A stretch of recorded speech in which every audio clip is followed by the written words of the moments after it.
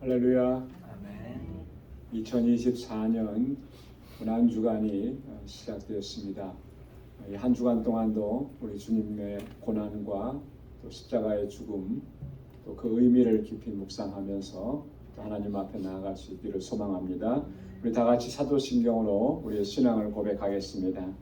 전능하사 천지를 만드신 하나님 아버지를 내가 믿사오며 그 외아들 우리 주 예수 그리스도를 믿사오니 이는 성령으로 잉태하사 동정녀 마리아에게 나시고 본디오 빌라도에게 고난을 받으사 십자가에 못 박혀 죽으시고 장사한 지 사흘 만에 죽은 자 가운데서 다시 살아나시며 하늘에 오르사 전능하신 하나님 우편에 앉아 계시다가 저리로서 산 자와 죽은 자를 심판하러 오시리라. 성령을 믿사오며 거룩한 공예와 성도가 서로 교통하는 것과 죄를 사하여 주시는 것과 몸이 다시 사는 것과 영원히 사는 것을 믿사옵나이다. 아멘. 찬송 137장 찬송 함께 부르시겠습니다.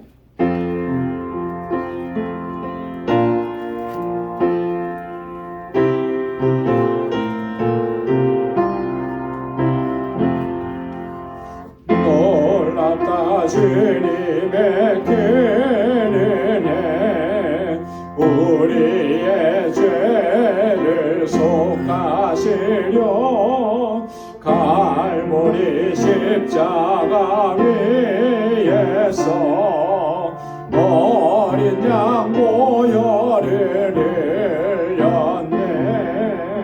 주의 은혜 우리의 죄를 다 씻었네.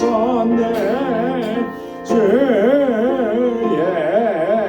은혜 우리의 죄를 다 씻었네.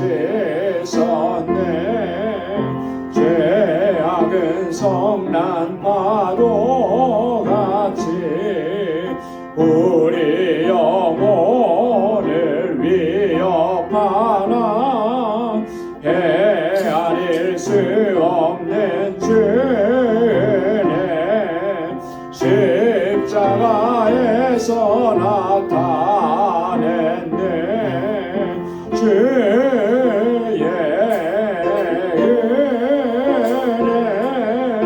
우리의 죄를 다 씻었네. 주의 은혜 우리의 죄를 다 씻었네. 죄악에 물든 영혼들을 주께서 피로 씻으시네.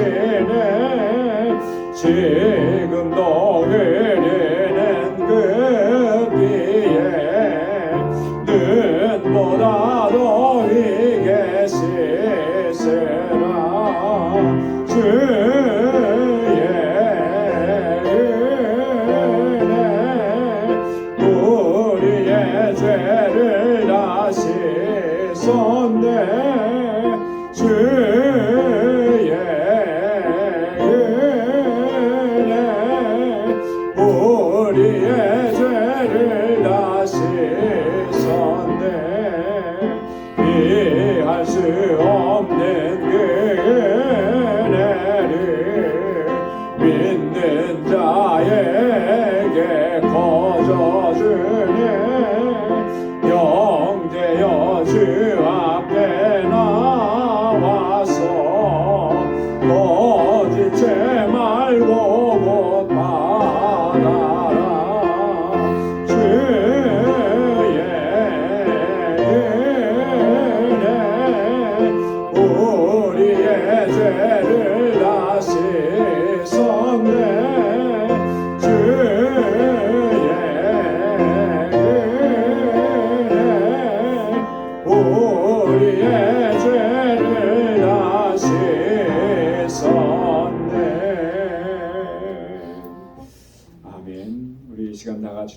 통성으로 함께 기도하겠습니다. 이 한 주간 은혜의 보좌 앞으로 주님 더 가까이 나아갈 수 있도록 인도해 주옵소서. 우리 십자가 구속의 은혜를 더 깊이 묵상하게 하시고 하나님의 사랑과 은혜 안에 살아가게 하옵소서. 예수 그리스도의 마음을 품게 하옵소서. 거룩한 하나님의 백성답게 살게 하옵소서. 하나님의 자녀답게 빛의 자녀답게 세상 속에서 빛과 소금의 사명을 잘 감당하게 하시고 빛의 열매를 맺는 하나님의 백성으로서의 삶을 살아가게 하옵소서. 우리 다 같이 통성으로 함께 기도하겠습니다. 거룩하시고 자비로우신 아버지 하나님 감사합니다. 하나님 이 고난 주간 한 주간을 하나님 저희에게 허락해 주시고 은혜의 보좌 앞으로 이렇게 불러주심을 감사합니다. 십자가 앞에 더 가까이 나가게 하시고 주님의 구속의 은혜를 더 깊이 묵상하는 이 한 주간이 되고 도와주옵소서. 나를 사랑하신 하나님의 사랑, 내게 베풀어 주신 그 하나님의 놀라우신 은혜 항상 기억하며 살게 하시고 그 은혜에 합당한 삶을 살아갈 수 있는 저희를 되게 하여 주옵소서. 저희들을 거룩한 하나님의 백성으로 삼아주셨으니 아버지 하나님 거룩한 하나님의 자녀답게 살게 하여 주옵소서. 너희는 세상의 빛이라 너희는 세상의 소금이라 말씀하셨사오니 아버지 하나님 빛되게 하신 사명을 잘 감당하게 하여 주옵시고 세상 속에서 아버지 빛의 열매를 맺는 아버지 하나님의 자녀다운 삶을 살아가며 부족함이 없도록 인도하여 주옵소서. 저희들은 너무나 연약하고 어리석습니다. 불쌍히 여겨주시고 주의 긍휼과 자비를 베풀어 주옵소서. 주의 성령의 능력으로 우리를 충만하게 채워주시고 주님의 권능의 장중에 붙들어 주옵소서. 아버지 하나님 이 세상 속에서 하나님 예수 그리스도의 아름다운 향기를 바라기에 부족함이 없도록 도와주옵시고 아버지 하나님 이 세상을 변화시켜 나가는 하나님의 귀한 도구로 저희들을 사용하여 주옵소서.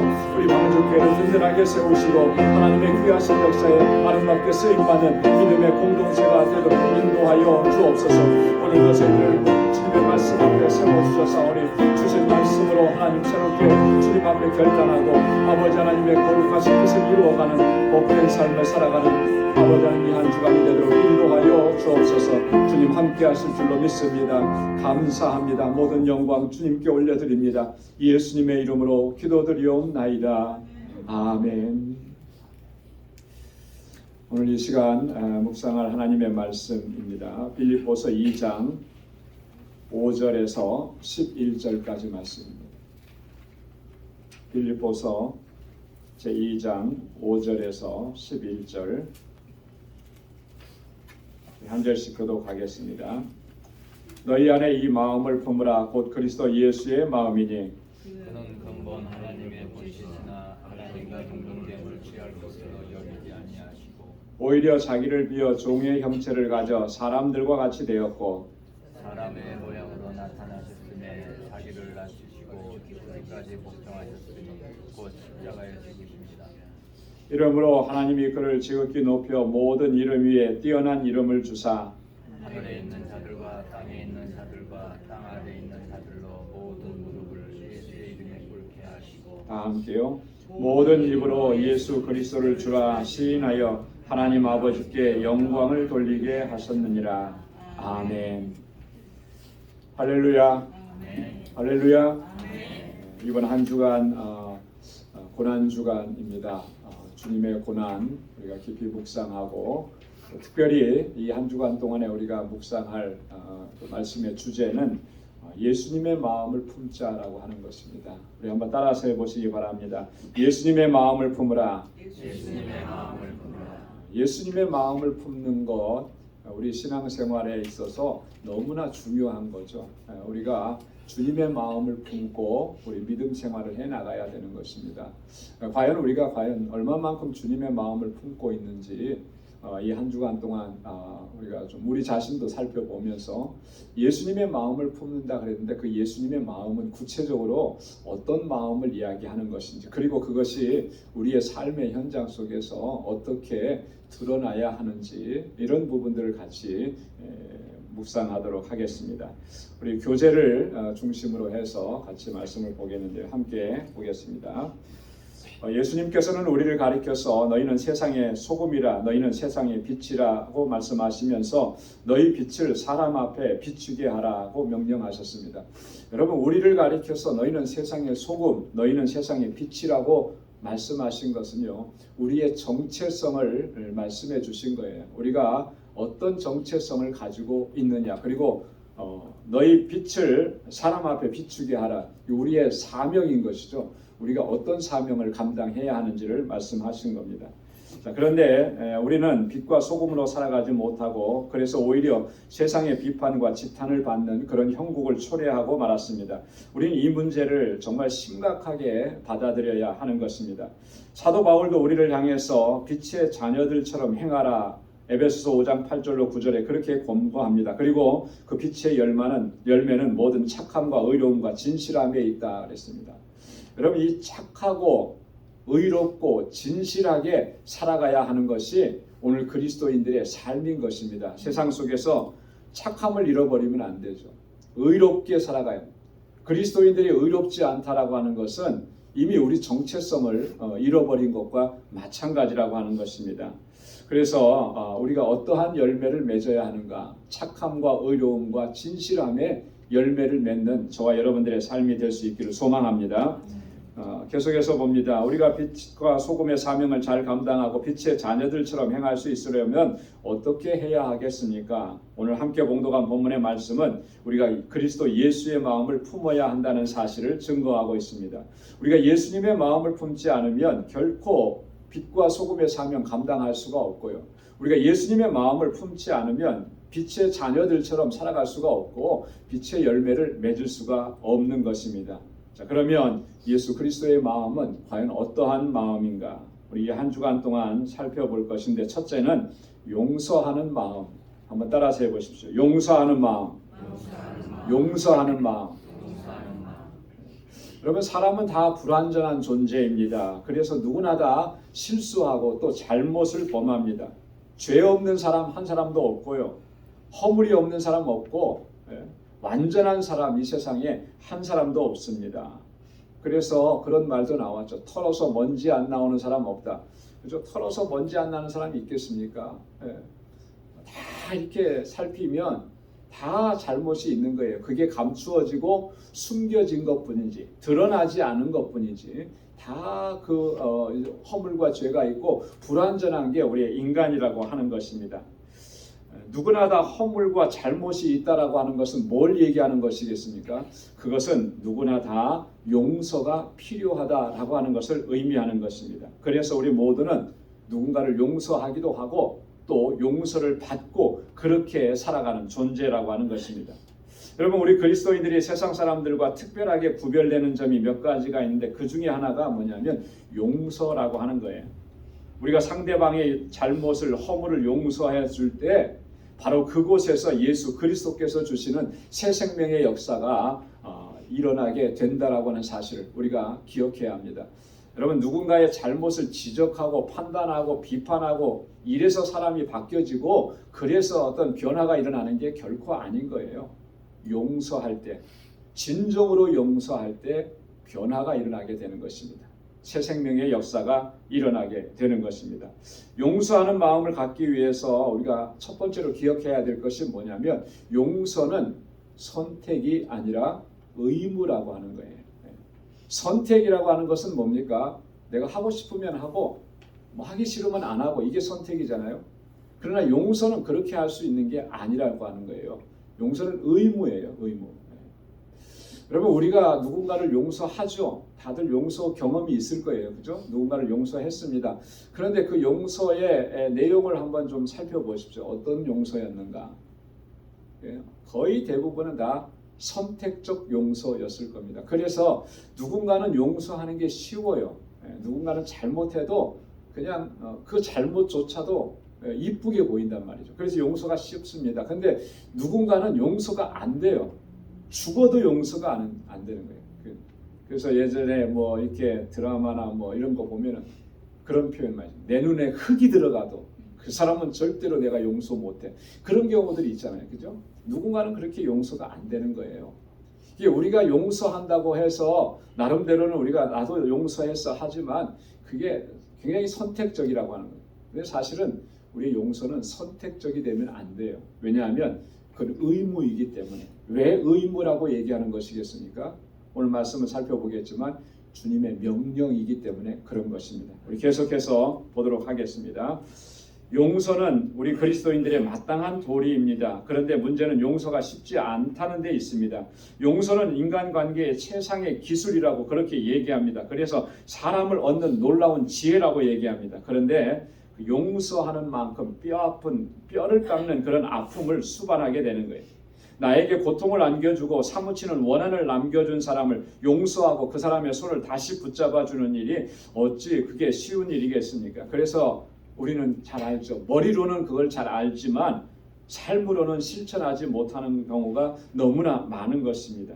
그럼에도 불구하고 우리는 반드시 기억하고 또 실천해야 하는 것입니다. 용서는 우리 그리스도인들에게 선택의 문제가 아니고 필수적인 문제라고 하는 것입니다. 왜냐하면 용서는 우리 주님의 명령이기 때문에 그렇습니다. 한번 따라서 해보십시오. 용서는 주님의 명령입니다. 이것을 꼭 기억해야 합니다.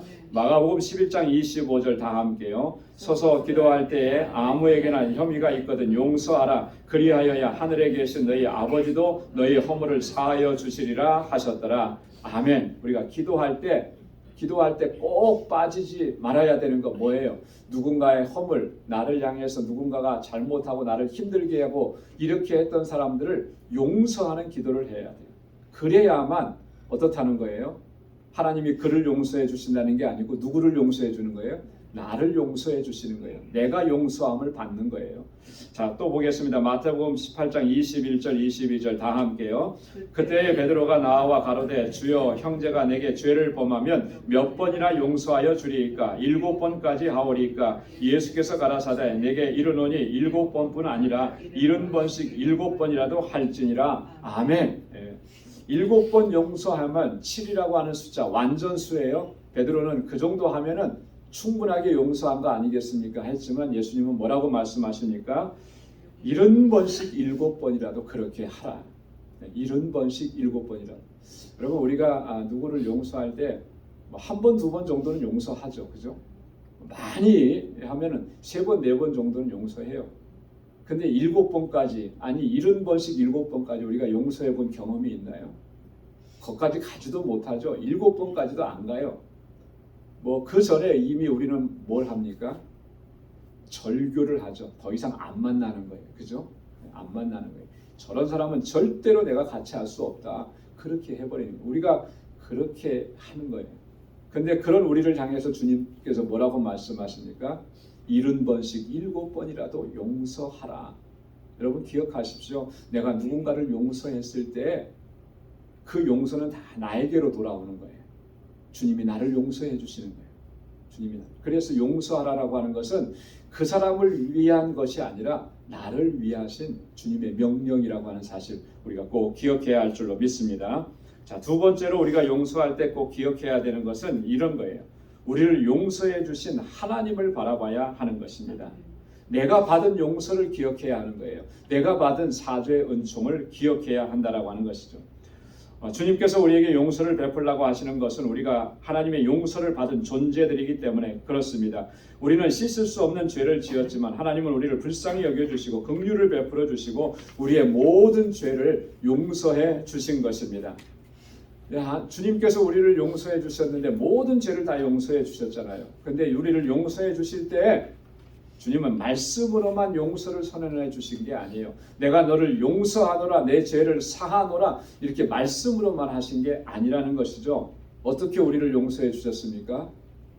사랑하시는 독생자 예수 그리스도를 십자가에 달려 죽게 하시면서 내 모든 죄를 그 십자가에서 감당하시면서 사랑하는 독생자를 죽이시면서까지 그 피로 우리의 죄를 씻어주신 거예요. 이게 하나님의 용서라고 하는 것입니다. 그 용서를 우리가 항상 기억해야 돼요. 내가 그런 용서를 받은 거죠. 그런데 우리가 용서가 어려운 것은 우리의 시선이 우리의 상처만을 주목하고 또한 그 상처를 남긴 사람을 주목하기 때문에 그런 것입니다. 우리의 시선이 만약에 우리를 용서해 주신 하나님을 주목하고 또 우리를 사랑하신 그 하나님의 사랑을 주목한다면 우리도 주님 말씀하신 것처럼 70번씩 7번이라도 다 용서할 수 있게 되는 줄로 믿습니다. 여러분 그렇잖아요. 우리가 어떤 아픔과 고통을 당하면 우리는 내가 받은 상처에 주목을 해요. 그죠? 그리고 이 상처를 누가 줬는지 그 사람에게만 주목을 하는 거예요. 그러니까 이 상처를 생각하면 그 아픔은, 그 고통은 더 커지는 거고, 나를 상처 준 사람을 기억하니까 이 상처가 치유가 안 되는 거죠. 근데 우리가 정말 이 상처에서 치유함을 받고 진정으로 누군가를, 나를 고통스럽게 했던 사람을 용서해주는 그 자리까지 나아가려고 하면 나를 용서하신, 나에게 사죄의 은총을 베푸신 하나님께 집중해야 할 줄로 믿습니다. 하나님이 나를 어떻게 사랑하시고 어떻게 내 죄를 용서해 주셨는지, 예수님을 십자가에 죽이실 때에 그때 하나님의 마음은 어떠셨을지 거기에 집중을 해야 하는 것입니다. 그러면 우리는 70번씩 7번이라도 용서할 수가 있게 된다라고 하는 것입니다. 여러분, 우리가 받은 용서에 비하면 우리가 베풀어야 되는 용서는 그건 너무나 사소한 것이 되는 거예요. 보겠습니다. 이사야 53장 5절 다 함께요. 그가 찔림은 우리의 허물을 인하며 그가 상함은 우리의 죄악을 인함이라. 그가 징계를 받음으로 우리가 평화를 누리고 그가 채찍에 맞음으로 우리가 나음을 입었도다. 에베소서 4장 32절 다 함께요. 서로 인자하게 하며 불쌍히 여기며 서로 용서하기를 하나님이 그리스도 안에서 너희를 용서하심과 같이 하라. 아멘. 하나님께서 그리스도 안에서 나를 용서하심과 같이 그렇게 용서하라. 여러분, 그렇게 내가 용서받은 사실을 기억하면서 또 용서하는 자리로 나아갈 수 있기를 소망합니다. 자, 세 번째로는 용서는 사람을 변화시키는 하나님의 능력입니다. 여러분, 용서가 사람을 변화시키는 거예요. 그를 이해하고 용납하고 받아주는 것이 그 사람의 변화를 일으키는 거예요. 근데 그건 내가 변화를 일으키는 게 아니라 하나님의 능력이라고 하는 것이죠. 여러분, 하나님의 능력이 어떤 방식으로 나타나는지를 우리가 성경을 통해서 바로 알아야 되는 것입니다.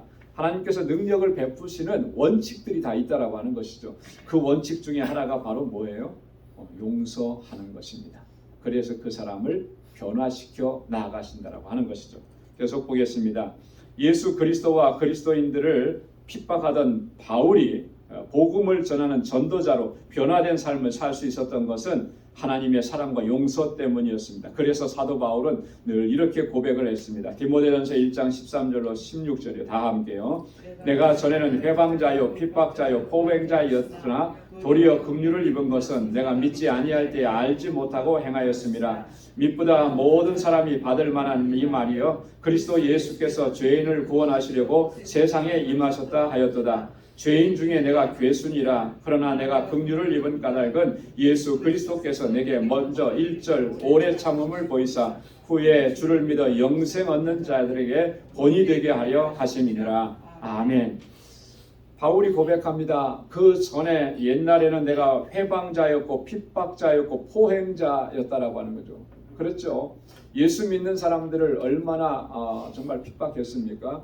교회를 잔해했잖아요. 대제사장의 공문을 받아들고 다메섹이라는 곳까지 가서 예수 믿는 사람들을 옥에 가두려고 그렇게 했던 그 사람이 바로 바울이었습니다. 그런데 내가 긍휼을 입었다라고 합니다.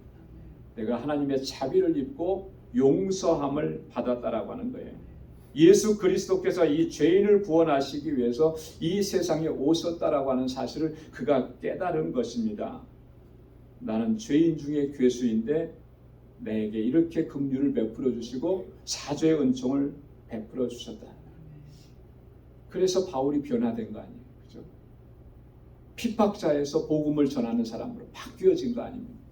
그리고 그렇게 한번 바뀌어진 그의 삶과 그의 인생은 변함이 없었다라고 하는 것이죠. 그래서 죽기까지 복음을 증거하고 그는 이렇게 주님께서 십자가에 달리셨던 것처럼 그런 순교의 자리도 기쁨으로 감당을 했다라고 합니다. 여러분, 이 용서가, 사랑이 사람을 이렇게 변화시키는 겁니다. 정말 우리가 이렇게 변화된 삶을 살아갈 수 있는 것은 하나님께서 우리를 용서해 주셨기 때문에, 그 사죄의 은총을 허락해 주셨기 때문에. 여러분, 이것을 항상 기억하는 사람은요, 우리가 세상 속에서 주님의 일을 감당하면서 어떠한 일을 겪어도 그것 때문에 낙심하고 원망하고 주저앉지 않는 것입니다. 그 주님의 사랑과 그 은혜 안에서 늘 감사하면서 또 믿음으로 끝까지 달려갈 수 있기를 소망합니다. 자, 계속해서 봅니다. 용서는 사람을 변화시키는 놀라운 기적을 일으킵니다. 전혀 변화될 것 같지 않던 사람이 변화되는 것입니다. 이 같은 원리는 우리들의 관계 속에서도 동일하게 작용하는 것입니다. 그래서 우리 인간관계 안에서도 용서가 중요한 것은요, 그 사람을 변화시키기 때문에 그래요. 잘못을 계속 지적하면 그 사람은 더 그런 방향으로 나아갑니다. 그러나 그를 아무런 조건 없이 용서하고 받아들이면 그때부터 그 사람이 변화되기 시작한다라고 하는 것입니다. 그래서 우리가 하나님께로부터 받은 그 용서로 다른 사람들의 허물과 잘못을 용서할 때 변화되지 않을 것 같, 달라지지 않을 것 같던 그 사람이 변화되는 놀라운 기적을 경험하게 된다라고 하는 것입니다. 요한복음 8장 10절로 11절 말씀 다 함께요. 예수께서 일어나사 여자 외에 아무도 없는 것을 보시고 이르시되 여자여 너를 고소하던 그들이 어디 있느냐 너를 정죄한 자가 없느냐 대답하되 주여 없나이다. 예수께서 가라사대 나도 너를 정죄하지 아니하노니 가서 다시는 죄를 범치 말라 하시니라. 아멘. 네. 누구에게 하신 말씀입니까? 간음하다가 현장에서 붙잡힌 여인, 사람들이 예수님 앞에 데리고 나와서 이런 여인은 돌로 쳐서 죽이라고 했는데 예수님 당신은 뭐라고 얘기하겠습니까? 이렇게 얘기했을 때잖아요. 당연히 간음이라고 하는 큰 죄를 범했죠. 돌로 맞아 죽을 수밖에 없는 그런 죄를 범한 것입니다. 그런데 그 여인을 향해서 주님이 뭐라고 말씀하십니까? 끝에 보니까 나도 너를 정죄하지 않는다. 이게 무슨 말이에요? 내가 너를 용서한다 그런 말이잖아요. 용서한다. 그러니 너는 다시 가서 죄를 짓지 마라. 그렇게 권고하시지 않습니까? 여러분 한번 생각해 보십시오. 이 여인의 얘기는 그 다음에 안 나옵니다. 이 여인이 돌아가서 다시 또 간음하는 그런 죄를 지었을까요? 안 지었을 거예요. 다시 그런 죄를 짓지 않았을 겁니다. 나 죽을 뻔했는데 예수님이 나 용서해 주셨는데 그리고 다시 죄를 짓지 말라고 했는데 내가 어떻게 죄를 짓겠는가? 그 죄를 지면 내가 죽을 텐데. 아마 이 생각을 항상 했을 거예요. 변화가 일어나는 거죠. 이 여인이 자신의 삶과 자신의 인생을 바꾸는 변화가 놀라운 기적이 일어난 거예요. 여러분 용서는 그런 거예요.